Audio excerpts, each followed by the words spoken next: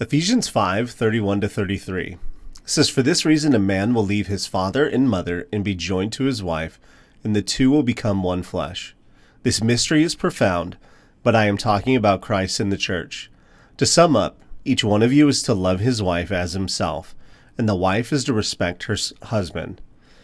The first word we're going to look at, or the first phrase we're going to look at, is "for this reason."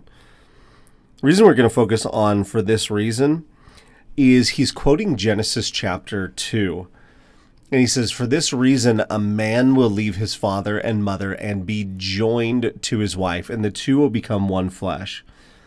So why do you have to leave? It says, okay, well, for this reason, you got to leave. How come? Because God's doing something new. He's joining them together. God's building something completely new. He's building a new thing. But the interesting piece here is he talks about the word joined. God's joining something together. It doesn't mean we disconnect from the past. He says, okay, you're going to take the old relationship and you're going to blend it with a new relationship. It doesn't have to be like Monster-in-Law where it's a disaster when two families come together. With wisdom and discernment, saying, okay, this can be something that blends very, very well. It's a buzzword in this world as far as like blended family, but God's saying, hey, I'm going to take this, and this is going to be legacy. This is going to be eternal life changing, where these two families come together, and that's how I'm going to accomplish my mission. It says, "For this reason, a man will leave his father and mother and will be joined to his wife, and the two will become one flesh." You're going to take the old relationship and blend it with the new. God's building something new. Verse 32, it says, "This mystery is profound, but I'm talking about Christ and the church." The word mystery, he's saying, hey, through Scripture, I'm building this marriage pattern between the church and Jesus. He's building this marriage pattern, and that's why we said in the previous verses, God is very protective of what he's designed, what he's created. It was his idea. And he says, this is my representation of my son and those that I have given him, the church. Right here where it says, to sum up, Paul taught God's pattern for marriage, and he's saying, hey, just let me bring this all back together. Jesus died for the church.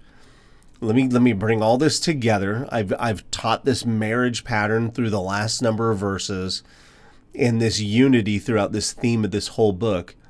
And because of that, I'm saying your marriage is supposed to be different. Your relationship is supposed to be different. It says Jesus died for the church. Now let me sum this up. It's rough. It's hard because when you realize the accountability and the leveling up that this brings, he says, hey, to sum all this up, each one of you is to love your wife as yourself, and the wife is to respect her husband. He says, to sum all of this up, each one of you, this is hard right here. Each one of you, that's why I'm underlining it twice. Every believer is accountable to this. Paul says, hey, to sum this up, this goes for every believer. And not just every believer, every believing husband. You are to love your wife as yourself, not because it makes you feel better, not because it's nice, or not because you're going to get a reward, but because you understand the unity that is presented there. And the wife is to respect her husband, saying, okay, what does that mean? I've got to give reverential fear and awe because I am aware of the huge responsibility this person has. They're accountable for my spiritual health, my emotional health, my mental health, my physical health, and it is 100% accountable before God. So we look at the end of this chapter and say, okay, God, how do I live in this marriage covenant pleasing you?